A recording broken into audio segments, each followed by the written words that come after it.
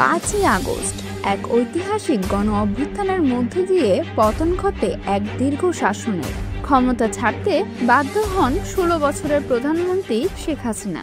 কিন্তু কিভাবে কেটেছিল তার ক্ষমতার শেষ মুহূর্তগুলো, কি ঘটেছিল গণভবনের অন্দরে, জানবো সেই শ্বাসরুদ্ধকর কাহিনী। 5ই আগস্ট সকাল 10টা গণভবনে ডাকা হয় 3 বাহিনীর প্রধানকে।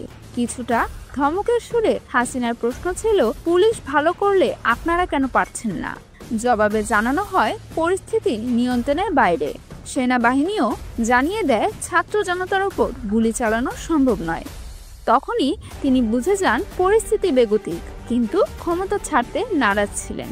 তাকে জানানো হয় তার জীবন বিপন্ন হতে পারে। ছোট বোন শেখ রেহানাও বোঝানোর চেষ্টা করে ব্যর্থ হন। শেখ হাসিনা কাউকেই পাত্তা দিচ্ছিলেন না।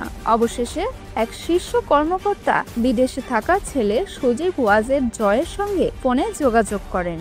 জয়কে পরিস্থিতির ভয়াবহতা বোঝানো হয়। এরপর জয়ের ফোনেই অবশেষে বরফ গলে। মায়ের সাথে কথা বলে তাকে পদত্যাগে রাজি করেন জয়। পদত্যাগে রাজি হলেও তিনি জাতির উদ্দেশ্যে একটি ভাষণ রেকর্ড করতে চান। কিন্তু গোয়েন্দা তথ্য আসে আন্দোলনকারীরা মাত্র 45 মিনিটের দূরত্বে। ভাষণ রেকর্ড করার সময় দিলে গণভবন থেকে বের হওয়াই অসম্ভব হয়ে পড়বে। এই চরম মুহূর্তে তাকে ভাষণ রেকর্ডের অনুমতি না দিয়ে মাত্র 45 মিনিটের সময় বেঁধে দেওয়া হয়। এরপরই শুরু হয় চূড়ান্ত প্রস্তুতির পালা। ছোট বোন শেখ রেহানাকে নিয়ে শেখ হাসিনা তেজগাঁও বিমানবন্দরে পৌঁছান।